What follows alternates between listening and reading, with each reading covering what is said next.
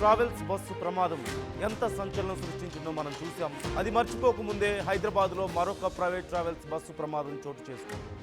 ఓఆర్ఆర్పై బోల్తా కొట్టింది new go travels bus. ఈ ప్రమాదంలో పలువురికి తీవ్ర గాయాలైనట్లుగా తెలుస్తోంది. ఈ నేపథ్యంలో వారందరినీ కూడా ఆసుపత్రికి తరలించారు. మియాపూర్ నుంచి గుంటూరు వెళ్తున్న ఒక ప్రైవేట్ బస్సు బోల్తా పడినట్లుగా తెలుస్తోంది. 20 మంది ప్రయాణికులతో న్యూగో ట్రావెల్స్ బస్సు బయలుదేరింది. పెద్దాంబర్పేట ఎగ్జిట్ నెంబర్ 11 వద్ద అదుపు తప్పి బోల్తా పడ్డట్లుగా తెలుస్తోంది. మీరు స్క్రీన్లో చూస్తున్నారు. ఆ టర్నింగ్ తీసుకుంటున్న సమయంలో ఒక్కసారిగా ఆ బస్సు బోల్తా పడి పక్కకి వెళ్ళిపోవడాన్ని మనం చూడొచ్చు. మీరు స్క్రీన్లో చూస్తున్నారు. ఆ తర్వాత వెంటనే అక్కడికి క్రేన్ను తీసుకొచ్చి ఆ బస్సును మళ్ళీ నిలబెట్టే ప్రయత్నం చేశారు. ఆ బస్సులో ఉన్న వాళ్ళలో సుమారుగా 20 మంది ఉంటే 6గురికి పైగా తీవ్రంగా గాయపడ్డట్లుగా తెలుస్తుంది. ఈ నేపథ్యంలో వారు వెంటనే హాస్పిటల్కి తరలించి చికిత్స అందిస్తున్నారు. ఒక్కసారి మనం చూడొచ్చు. ఒక్కసారిగా ఆ సైడ్కి వెళ్ళిపోయింది బస్ అంతా కూడా. ఓవర్ స్పీడ్ కారణం అయి ఉండొచ్చు అంటూ అనుమానిస్తున్నారు. ఆ స్థానికులు అలాగే పోలీసులు అందరూ కలిసి సహాయక చర్యలు చేసి ఆ బస్సును నిలబెట్టే ప్రయత్నం చేస్తున్నారు. ఒక క్రేన్ను కూడా అక్కడికి తీసుకొచ్చారు ఆ బస్సును మళ్ళీ తిరిగి తీసుకురావడానికి మనం చూస్తున్నాం. అయితే ఈ అంశానికి సంబంధించి డీటెయిల్స్ తెలుసుకుందాం. మా ప్రతినిధి శిల్ప మరిన్ని డీటెయిల్స్ అందిస్తారు. బస్ యాక్సిడెంట్ మరొక ముందే మరోసారి నగరంలో ప్రైవేట్ బస్ అనేది బోల్తా పడింది. ప్రైవేట్ బస్ అనేది మియాపూర్ నుండి ఔటర్ ఎక్కింది. ఔటర్ ఎక్కి పెద్దంబర్పేట దగ్గర దిగాల్సి ఉంది. కానీ ఔటర్ దిగుతున్నటువంటి సమయంలోనే ఒక్కసారిగా బోల్తా పడింది. బోల్తా పడినటువంటి వాహనాన్ని మనం చూసుకోవచ్చు. పూర్తిగా ఎక్కడికక్కడ కిటికీ అద్దాలు కావచ్చు మొత్తం కూడా ధ్వంసమయ్యాయి. ఇంకోవైపు ఇది ఎలక్ట్రిక్ బస్ కావడంతో ఒకవైపు ప్రమాద తీవ్రత అనేది తక్కువగా ఉందని చెప్పుకోవచ్చు. ఒకవేళ ఇది వెళ్తున్నటువంటి కింద పడి ఉంటే ఒకవేళ డీజిల్ కావచ్చు పెట్రోల్ వెహికల్ అయితే ఖచ్చితంగా మంటలు అనేవి వచ్చే ఆ ర్యాపిడ్ ఫోర్స్కి మంటలు అనేవి వచ్చేవి మనం విజువల్స్లో చూసుకోవచ్చు. పెద్ద ఎత్తున ఎక్కడికక్కడికి ఇది మొత్తం కూడా ముందు భాగం ఏదైతే బస్సుకు సంబంధించినటువంటి ముందు విండో ఉంటుందో ఈ విండో అనేది ఎక్కడికక్కడ మొత్తం పగిలిపోయింది.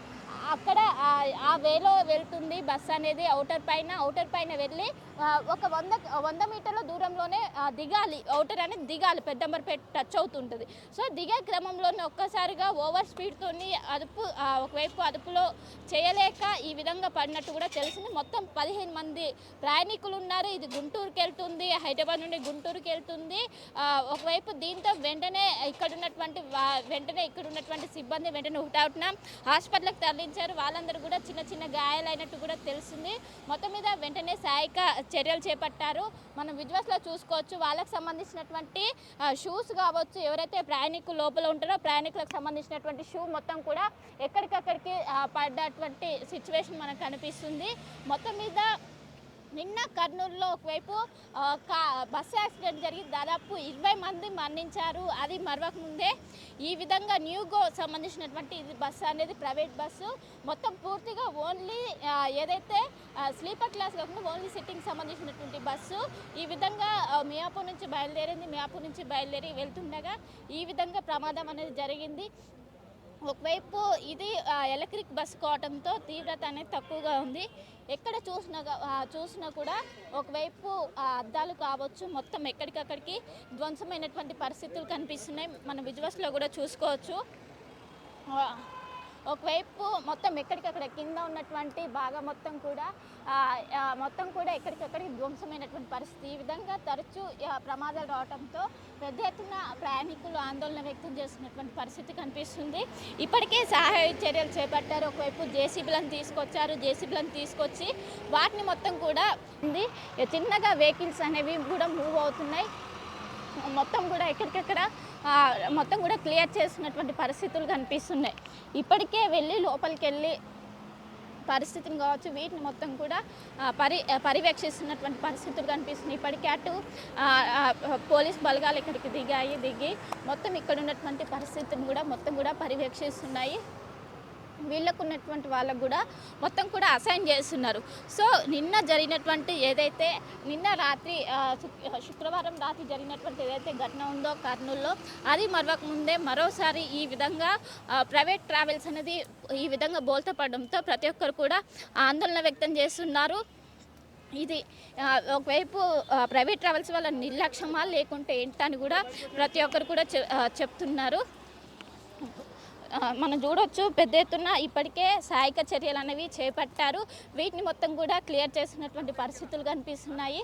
అండ్ ఇక్కడ సహాయక చర్యలు ఏ విధంగా కొనసాగుతున్నాయి ఏంటని కూడా ఒకసారి మాట్లాడించే ప్రయత్నం చేద్దాం. సార్, సహాయక చర్యలు ఏ విధంగా కొనసాగుతున్నాయి, ఏంటి ఏ ప్రయత్నం చూస్తున్నారు కదా, ఒక 5 నిమిషాల్లో క్లియర్ చేస్తాం. అంటే ఏ సమయంలో అయింది, అది ఎటు వెళ్తుంది? 12:30కి అయిందండి. ఇది మియాపూర్ నుంచి స్టార్ట్ అయింది, గుంటూరు వెళ్తుంది బస్సు.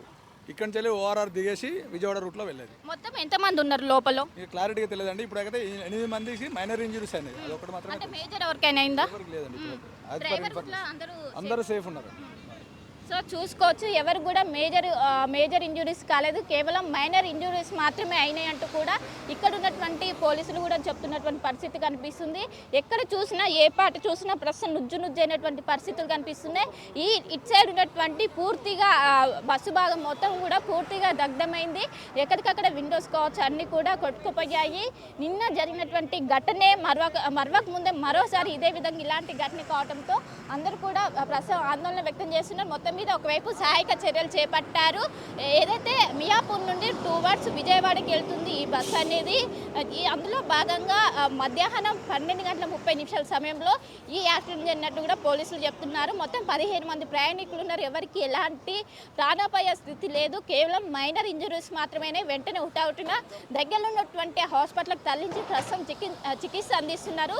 మొత్తం మీద ఒక్కసారిగా ఇటు నగరవాసులు కావచ్చు, ఇటు తెలుగు రాష్ట్ర ప్రజలు కావచ్చు ఒక్కసారిగా ఉలికి పడ్డారు. ఎందుకంటే ఒకసారి బస్సు ఉన్నటువంటి పొజిషన్ చూస్తే ఒక్కసారి మొత్తం కూడా తలకి మొత్తం ఒకవైపు మొత్తం పూర్తి స్థాయిలో బోర్లా పడింది. దీంతో ప్రతి ఒక్కరు కూడా ఆందోళన వ్యక్తం చేస్తున్నారు. ఖచ్చితంగా ఒకవైపు డ్రైవర్ నిర్లక్ష్యం, అదేవిధంగా ఓవర్ స్పీడ్ కారణంగా ఇది జరిగిందంటూ కూడా ఒకవైపు ప్రాథమికంగా విచారణ చేస్తున్నారు. మొత్తం మీద ప్రైవేట్ ట్రావెల్స్ పైన ఒకవైపు అధికారులు ఫోకస్ పెట్టారు. ఇప్పటికే ఫిట్నెస్ చెక్ చేస్తున్నారు. ఇంకోవైపు అక్కడ ఉన్నటువంటి సేఫ్టీ ప్రికాషన్స్ ఫాలో అవుతున్నారా లేదా అంటూ కూడా ఉదయం నుంచి ఆర్టీఏ అధికారులు దాడులు నిర్వహిస్తున్నారు. దాడులు నిర్వహిస్తున్నప్పటికీ ఒకవైపు ఈ విధంగా హైదరాబాద్ నగర శివార్లు ఈ విధంగా కావడంతో మరోసారి అటు అధికారులు కావచ్చు, ఇటు రాష్ట్ర ప్రజలు కావచ్చు ఒక్కసారిగా అప్రమత్తమయ్యారు. మొత్తం మీద ఇప్పుడు జరిగినటువంటి ఏదైతే మియాపూర్కి సంబంధించినటువంటి మియాపూర్ నుంచి బయలుదేరినటువంటి బస్సు ఏదైతే ఉందో దాని ఒకవైపు 17 మంది ఉన్నారు. ఎవరికి కూడా మైనర్ ఇంజరీస్ మాత్రమే అంటూ కూడా ఇక్కడ ఉన్నటువంటి పోలీసులు చెప్తున్నారు. మొత్తం మీద మియాపూర్ నుంచి విజయవాడ వెళ్తుండగా ఈ ప్రమాదం చోటు చేసుకున్నట్లుగా తెలుస్తోంది. అయితే ఓఆర్ఆర్ నుంచి బయటికి ఎగ్జిట్ అవుతుండగా ఎగ్జిట్ నెంబర్ 11 వద్ద ఈ ప్రమాదం చోటు చేసుకుంది. మనందరికీ తెలుసు, ఓఆర్ఆర్ నుంచి ఎగ్జిట్ అవుతున్న సందర్భంలో రోడ్డు చాలా నేరోగా ఉంటుంది. అలాగే టర్నింగ్ కూడా మనకి ఎక్కువగా చాలా రోడ్స్లోకి టర్నింగ్స్ చాలా ఎక్కువగా ఉంటాయి. మొత్తం చుట్టూ తిరిగి వెళ్లాల్సిన పరిస్థితి ఉంటుంది. ఆ టర్నింగ్స్లో ఓవర్ స్పీడ్ కారణంగా ఒక్కసారిగా బస్సు బోల్తా పడినట్లుగా మనకు కనిపిస్తుంది. మనం చూడొచ్చు, ఆ సైడ్ ఉన్నటువంటి ఆ రైలింగ్ని కూడా మొత్తం బద్దలు కొట్టుకొని కింద పడిపోవడాన్ని మనం చూడొచ్చు. అదృష్టం కొద్దీ అక్కడ హైట్ ఎక్కువ లేకపోవడం అనేది పెను ప్రమాదం జరగకుండా వాళ్ళు తప్పించుకోవడానికి కారణమైంది. ఒకవేళ అక్కడ హైట్ ఎక్కువ కనుక ఉండుంటే ఖచ్చితంగా పెను ప్రమాదం జరిగి ఉండేది. 15 మందికి పైగా ఉన్నారు. ఆ సమయంలో ప్రమాదం జరిగిన సమయంలో సుమారుగా 9 మందికి మైనర్ ఇంజురీస్ అయినట్లుగా తెలుస్తుంది. మేజర్ ఇంజురీస్ అయితే ఎవరికి అవ్వలేదు. ప్రస్తుతం వారందరినీ హాస్పిటల్కి తరలించి చికిత్స అందిస్తున్నారు. మనం స్క్రీన్లో కూడా చూస్తున్నాం. హాస్పిటల్కి తరలించి వారందరికీ చికిత్స అందించడం, అలాగే ఒక క్రేన్ను తీసుకొచ్చి స్థానికుల సహాయంతో ఆ బస్సును తిరిగి మళ్ళీ సాధారణ స్థితికి తీసుకొచ్చే ప్రయత్నం చేస్తున్నారు, నిలబెట్టే ప్రయత్నం చేస్తున్నారు ఆ బస్సుని పూర్తిగా.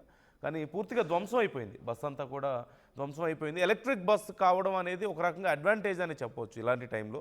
సహజంగా ఫ్యూయల్తో నడిచేటువంటి బస్సులు అయితే ఇలా యాక్సిడెంట్స్ అయిన సమయంలో ఎత్తు నుంచి పడ్డప్పుడు ఉంటాయి, వేడి ఎక్కువైపోయి బ్యాటరీస్లో అవి ఒక్కసారిగా బర్స్ట్ అవ్వడం లాంటివి చూస్తూ ఉంటాం. అట్ ది సేమ్ టైం కొన్నిసార్లు బ్యాటరీస్లో కొంచెం అప్ అండ్ డౌన్ అవ్వడం వల్ల, ఓవర్లోడ్ కారణంగా కానీ రకరకాల కారణాల వల్ల కొన్ని రేర్ కండిషన్స్లో ఆ బ్యాటరీస్ కూడా బ్లాస్ట్ అవ్వడాన్ని మనం చూస్తూ ఉంటాం.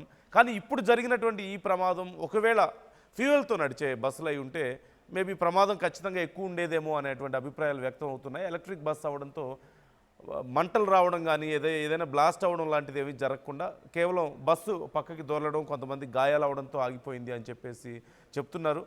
అక్కడ ఉన్నటువంటి